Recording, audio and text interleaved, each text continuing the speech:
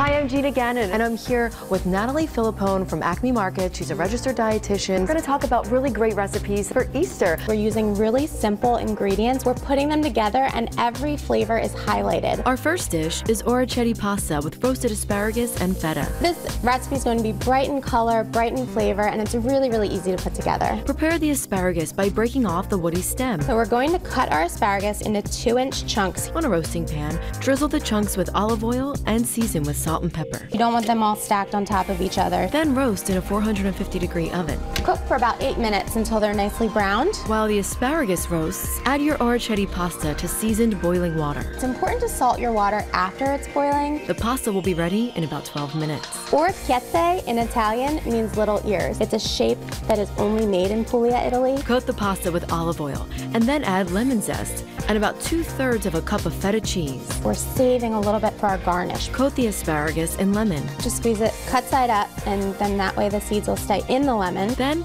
add it to the pasta. We want all that good juice from our tray to go into this dish. Stir and garnish with the remaining lemon zest and feta cheese. I love the colors. They really scream spring. And this came together in 10 minutes.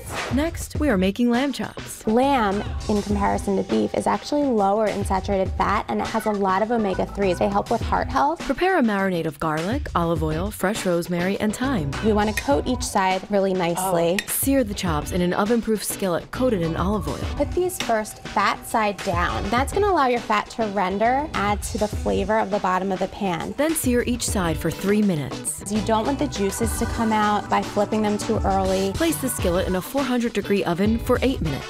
It's cooked to about medium rare. I know it smells delicious. You can plate it with carrots and peas. When you're using high-quality ingredients, you're going to see that in your end result. Natalie, thank you so much. Really great recipe. Have a happy Easter.